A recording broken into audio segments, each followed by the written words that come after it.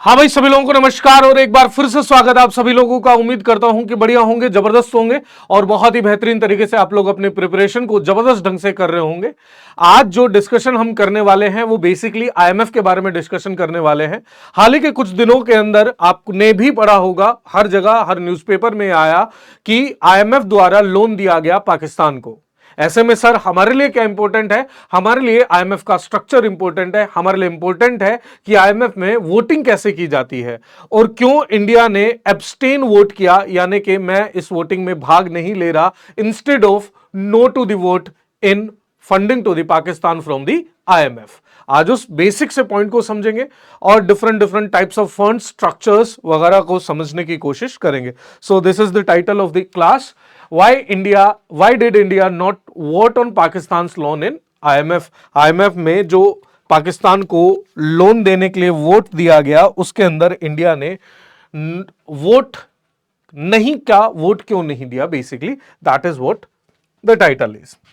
अब simply what we will be discussing in today's class, और आज की क्लास में हम क्या डिस्कशन करने वाले, तो आज की क्लास में हम बात करेंगे IMF and it's objective. It is quite important from your exam point of view. Exam point of view से काफी इंपॉर्टेंट हो जाता है ये प्रोस्पेक्टिव कि आईएमएफ है क्या, आईएमएफ और किस तरीके से काम करता है, and what are different objectives of IMF. उसके बाद will be talking about structures of IMF, structure of IMF, IMF का स्ट्रक्चर क्या है, एग्जीक्यूटिव काउंसिल में कितने लोग होते हैं और वहां डिसीजन कैसे लिए जाते हैं, कौन सा बोर्ड क्या डिसाइड करता है, कितने डायरेक्टर्स होते हैं, एमडी का क्या रोल होता है। Then will be talking about the main issue IMF loan to the Pakistan, और आईएमएफ ने जो पाकिस्तान को लोन दिया उस पर डिस्कशन करेंगे और फिर बात करेंगे वोटिंग टू द लोन में वोटिंग कैसे होती है उसके बारे में डिस्कशन करने वाले। सो की स्ट्रक्चर हमारा अकाडमिक पॉइंट ऑफ व्यू से रहेगा जो सारा का सारा सेशन आपका होने वाला है। So these were the top stories, ये आपके न्यूज़पेपर, अलग अलग न्यूज चैनल्स और न्यूज़पेपर्स में आया। आईएमएफ द्वारा पाकिस्तान को लोन दिया गया, why it latest transcript was passed, explain why the IMF under fire for 1 billion loan to the Pakistan, as IMF give 1 billion loan to the Pakistan, और ये अलग अलग नॉट श्योर हाउ, ये अलग अलग सारे के सारी हेडलाइंस आपने देखी होगी। सो सिंपली सबसे पहले हम बात करते हैं आईएमएफ की है कि भाई है क्या आईएमएफ एंड इट्स ऑब्जेक्टिव। असल में this story goes to back to 1944, 1944 की बात है। सेकेंड वर्ल्ड वॉर जब एंड होने को आया, and because the world needed new order, दुनिया को एक नए ऑर्डर की जरूरत थी, दुनिया को एक अलग पोजीशनिंग की जरूरत थी, बिकॉज दुनिया अब वर्ल्ड वॉर नहीं चाहती थी। सो अल्टीमेटली हेम्स्फेयर के अंदर ब्रेटन वुड्स कॉन्फ्रेंस बुलाई जाती है 1944 में।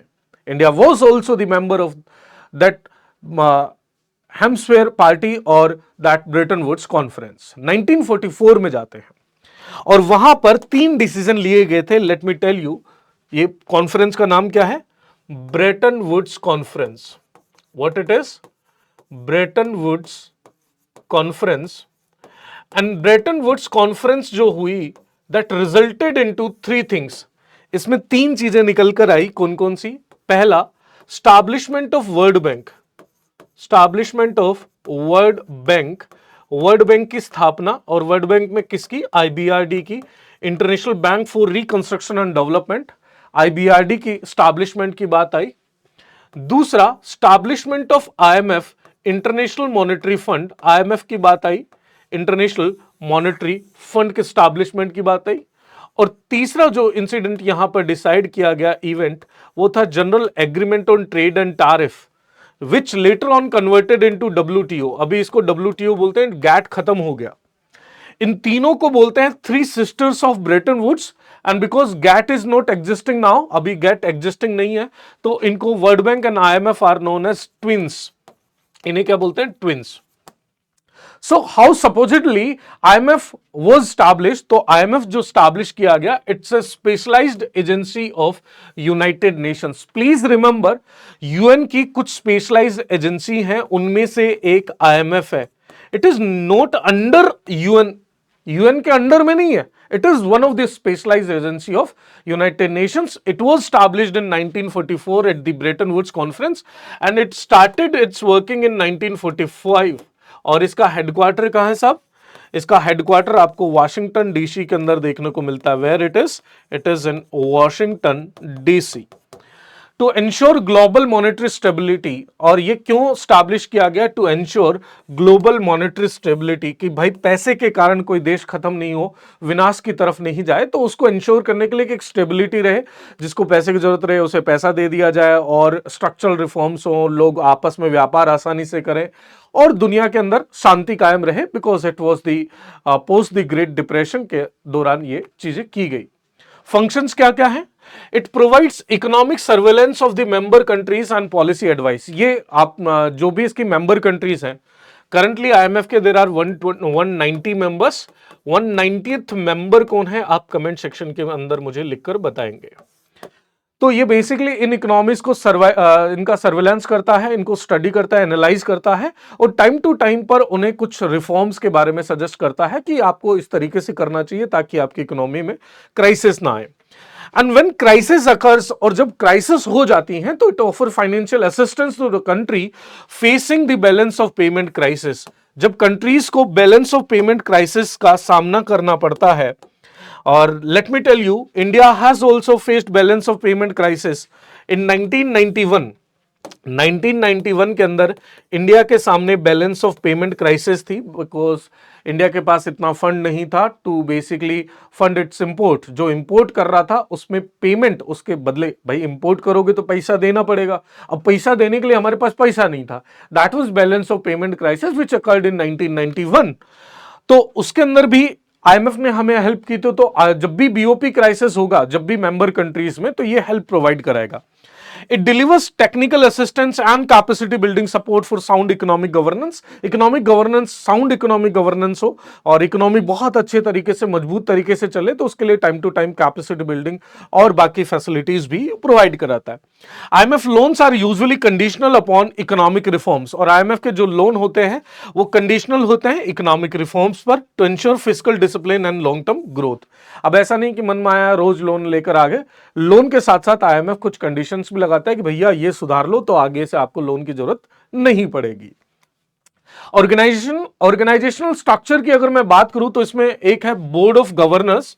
द बोर्ड ऑफ गवर्नर जो बेसिकली होते क्या है, यूजुअली जो फाइनेंस मिनिस्टर्स होते हैं या सेंट्रल बैंक के गवर्नर जो होते हैं, डिफरेंट डिफरेंट मेंबर कंट्रीज, मैंने आपको ऑलरेडी बताया 190 मेंबर्स हैं। तो यहां इन डिफरेंट डिफरेंट कंट्रीज के फाइनेंस मिनिस्टर होंगे या उनके सेंट्रल बैंक के गवर्नर होंगे। तो बोर्ड ऑफ गवर्नर जो होता है ये एपेक्स लेवल है, highest level of decision making. Day to day affairs जो है, यानी कि लोन लेना देना और जो बाकी बेसिक से डे टू डे एक्टिविटीज है, इनको संभालने के लिए 24 मेंबर्स एग्जीक्यूटिव बोर्ड होता है। कितने का? 24 मेंबर्स एग्जीक्यूटिव बोर्ड होता है, और फिर होता है इसका डायरेक्टर, फिर होता है इसका डायरेक्टर। तो ऐसे टोटल 25 लोग हो गए किसमें? एग्जीक्यूटिव बोर्ड में। प्लीज रिमेंबर, ये जो एग्जीक्यूटिव बोर्ड है ये 189 कंट्रीज को रिप्रेजेंट करने वाले 24 लोग हैं। प्लीज रिमेंबर, यहां ऐसा नहीं है 1 country 1 vote, no no no no, 1 country 1 representation ना, 1 कंट्री 1 रिप्रेजेंटेशन नहीं है। बोर्ड, ये जो एग्जीक्यूटिव बोर्ड है जिसमें 24 मेंबर्स हैं, दे आर रिप्रेजेंटिंग 189 कंट्रीज। ये 189 कंट्रीज को रिप्रेजेंट करते हैं। एंड द मैनेजिंग डायरेक्टर, जो मैनेजिंग डायरेक्टर होता है 24 मेंबर्स का, often European, is the chair of the executive board and leads the IMF staff, और आईएमएफ स्टाफ को ये लीड करता है। जब भी वोटिंग होगी डे टू डे एक्टिविटीज या लोन वगैरह पर, तो ये 25 मेंबर्स वोटिंग करेंगे। अब 25 मेंबर्स वोटिंग करेंगे, वोटिंग किस बेसिस पे होगा वो आगे मैंने आपको समझा रखा है, और ये भी समझाया कि इंडिया ने वोट नहीं करना या वोट से एब्सटेन क्यों किया, वोट को अपोजिशन में वोट क्यों नहीं डाला, उसके बारे में भी डिस्कशन करेंगे। अब आईएमएफ के बारे में बात करें तो अभी जो न्यूज था, the IMF provided 1 billion disbursement to Pakistan, 1 billion का इसको ईएफएफ आपका फैसिलिटी है, बेसिकली एक्सटेंडेड फंड फैसिलिटी, इसके अंतर्गत ये लोन दिया गया। 2.1 बिलियन का टोटल ये पेमेंट दिया गया, और एडिशनली आईएमएफ ने 1.4 बिलियन का एक और प्रोग्राम के अंतर्गत फंड दिया गया, जो कि resilience and sustainability facility, RSF facility. तो 2 फैसिलिटीज के अंदर पाकिस्तान को लोन मिला, EFF and RSF. EFF is extended fund facility और RSF is resilience and sustainability facility which is basically fund for climate change और एक्शन ऑन क्लाइमेट चेंज और help करने के लिए उसके लिए होता है। एग्जीक्यूटिव बोर्ड में हमने आपको बताया 25 मेंबर्स होते हैं और जो कि डे टू डे बिजनेसेस देखते हैं और सारे के सारे एस्पेक्टों पर चर्चा होती है। फंड के वर्क पर स्टाफ जो होता है वो रिव्यू करता है मेंबर कंट्रीज के इकोनॉमीज को और रेलेवेंटली ग्लोबल इकोनॉमीज को। ये सब लोग 25 लोग यहां बैठते हैं। फिर होती है वोटिंग। अच्छा, वोटिंग के अंदर जो वोट पावर होता है, 1 कंट्री इक्वल्स टू 1 वोट नहीं होता, मैंने आपको पहले बताया। बेसिक वोट पावर होता है आपका, बेसिक वोट पावर होता है। और जितनी इकोनॉमिकली स्ट्रोंग आपकी इकोनॉमी है, इकोनॉमिक प्रोस्पेरिटी, उसके बेसिस पे आपका वोट का वेटेज होता है। वोट वेटेज उस हिसाब से होता है। और जब भी वोट किया जाएगा किसी डिसीजन के लिए तो वहां नो वोट की फैसिलिटी नहीं होती है। यानी कि या तो आप यस वोट करेंगे कि हां जी फैसिलिटी दे दी जाए या फंड दे दिया जाए, या आपको अगर विरोध करना है, if you are in opposition to that particular thing, you can abstain from the vote. Abstain from the vote, that what India did, और यही इंडिया ने किया बिकॉज नो वोट की फैसिलिटी इसमें नहीं होती है। ठीक है जी। So this is executive board. The board normally जो बोर्ड डिसीजन लेता है based on consensus, but sometimes take formal votes, कभी कभी फॉर्मल वोट्स होते हैं। Vote of each member equals the sum of its basic votes, equal distributed among all the members, and quota based votes, जितने की आपने membership fees IMF में दे रखी है, जितने इकोनॉमिक प्रॉस्पेरस आप हो, उस हिसाब से आपका कोटा डिटरमाइन होता है। दैट इज द रीजन जितनी इकोनॉमिकली ब्रॉडर इकोनॉमीज है, इकोनॉमिकली बड़ी कंट्रीज है, उनका वेटेज यहां पर ज्यादा होता है। 2 फंड हमने बताए। एक्सटेंडेड फंड फैसिलिटी के अंदर आपको पाकिस्तान को फंड दिया गया। दिस फैसिलिटी स्टार्टेड इन 1974 और इंडिया ने इसे साइन किया 1981 के अंदर। India is also part two it. India ने भी इससे पैसे लिए हैं, विच इज बेसिकली, ये क्या है, it's a financial assistance programme होता है टू द कंट्रीज जो कि medium term balance of payment crisis, जहां प्रॉब्लम्स आकर हो रही हो। बैलेंस ऑफ पेमेंट क्राइसिस एक तो होती है कि भाई भयंकर ही पैसा ही नहीं है, एक होता है मीडियम टर्म, बहुत ज्यादा पैसा नहीं है, बहुत ज्यादा लोन चढ़ता जा रहा है कंट्री पर, इकोनॉमी पर।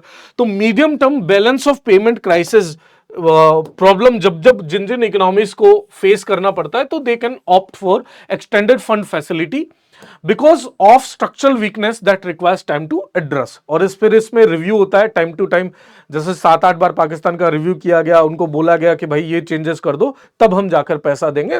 Pakistan did that to help countries implement medium term structural reforms. The EFF offers longer programme engagement. Longer programme engagement होता है EFF फैसिलिटी में जो लोन मिलता है ना, दिस लोन फॉर 3 years, ये 3 साल के लिए होता है और इससे एक्सटेंड करके 4 to 4.5 ईयर्स तक आप इसे पेमेंट बैक, इसका पैसा वापस दे सकते हो, एंड लॉन्गर रिपेमेंट पीरियड आपको यहां पर मिलता है।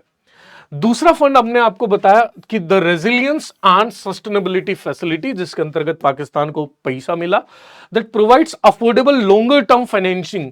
ये longer term financing to support low income and vulnerable middle income countries undertaking macro critical, basically ये दिया जाता है related to climate change and pandemic preparedness. Climate change से रिलेटेड मेजर्स लेने के लिए किसी कंट्री को ये पैसे दिए जाते हैं कि भाई क्लाइमेट चेंज से आप लोग ज्यादा प्रभावित हो।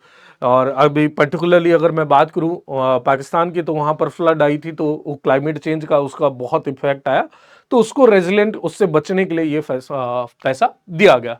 बाकी की लैंडिंग फैसिलिटीज IMF की हैं, extended credit facility, extend fund facility, flexible credit line, precautionary and liquidity line, rapid credit facility, rapid financing instrument, the stand by credit facilities, short term liquidity line and the stand by arrangement adjustment. ये याद रखना, these are the lending facilities of IMF।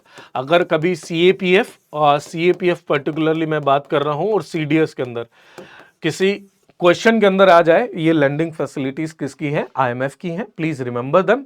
और इसीलिए India ने abstain किया instead of no vote, because no vote की facility वहां नहीं होती, एब्सटेन करोगे या सपोर्ट करोगे। So that what India did.